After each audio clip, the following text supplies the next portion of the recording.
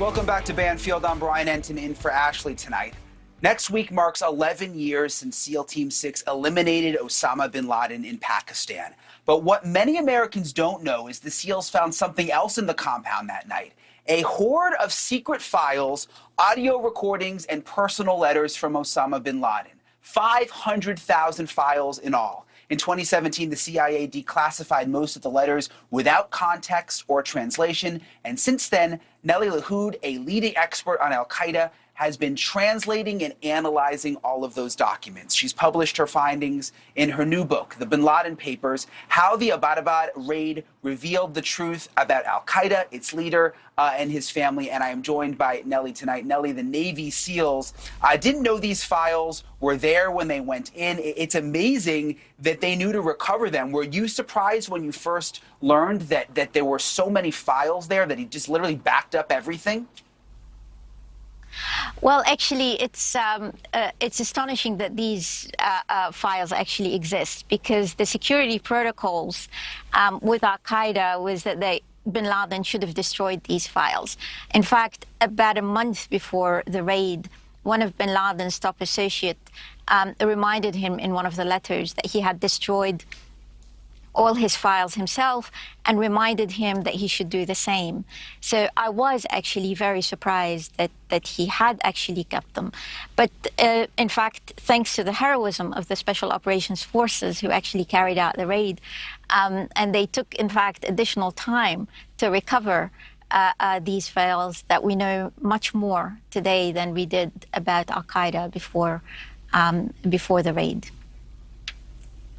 500,000 files. I mean, you did an amazing job going through all of this. And I would imagine it's almost like you had to piece the story together, right? It's not like it was all laid out in perfect order or anything like that.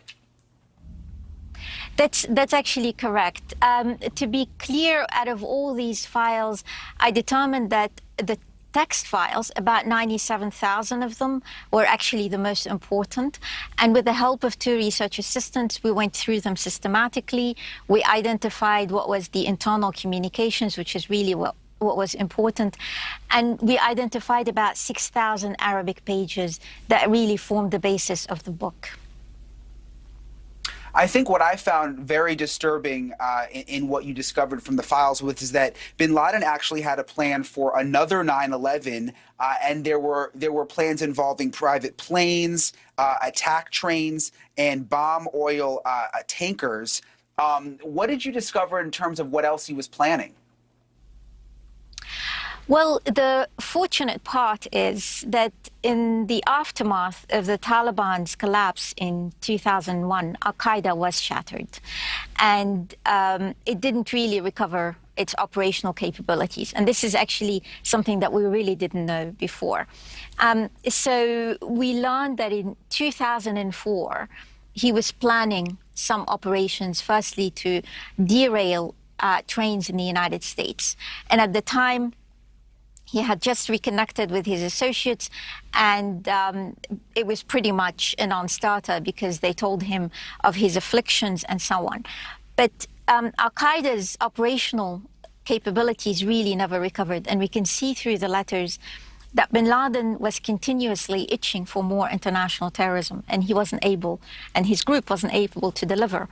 By 2010, we find him writing to his associates that unless we really change our strategy, and unless we deliver what he called a balance of terror with the United States, al-Qaeda as an organization is going to come to an end and it's going to die. So he spent that year meticulously planning attacks that he called the effects of which would far exceed 9/11. And his plan was to destroy about 30% of the American economy. And he wanted to do that by sinking the largest oil tankers. And he had done his homework. There are about 730 of these oil tankers around the world. There's a limited number. Each one of them carries about 2.2 million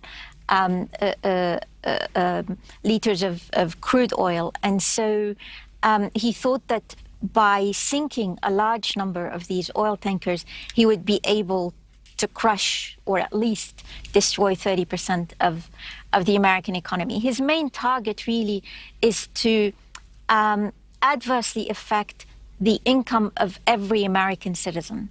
The hope for him was that the Americans... It's terrifying to think about it. Sure. No, I was just saying it's terrifying Absolutely. to think about those plans. One thing I wanted to ask you, I mean, would he just sort of come up with the conceptual ideas, or was he actually planning it all the way down to the nitty-gritty and all the details of how they would actually pull it off? The large and the small details. He was really very methodical. He thought of details large and small. He wouldn't leave anything that he didn't really think about. And so, yes, it is, as you said, quite disturbing to find how attentive to detail and how ambitious he was in this. Another really surprising thing that I found was the fact that we always hear that al-Qaeda, didn't put women in the spotlight, but he had sort of this very interesting relationship with his wife and daughters, where they did more than I think a lot of people realized, right? Absolutely. In fact, the letters paint a vivid portrait of the life in the Abbottabad compound. And we discover that many of the public statements that we've heard bin Laden deliver over the years were actually effectively co-authored by his daughters, Maryam and Sumaya. His third wife, Siham, also contributed to the editing and so on. And also, about what was also surprising is that 9 out of the 16 people who lived in the bin Laden household were actually children. And we also get a sense of the life of these children, their daily schedule. They were homeschooled in the compound. It seems that the bin Laden family tried to afford these children as sort of a normal life in a very abnormal setting, if you like. They were not allowed, for instance, to play outdoors unsupervised by an adult, just so that they wouldn't, get the attention of the local authorities to think, that there might be people in this compound speaking a different language and so on. So fascinating to find out what was going on inside that compound that we all heard so much about, and scary to think of what may have happened if some of those plans actually went through. Nelly Lahoud, thank you so much for being with us tonight.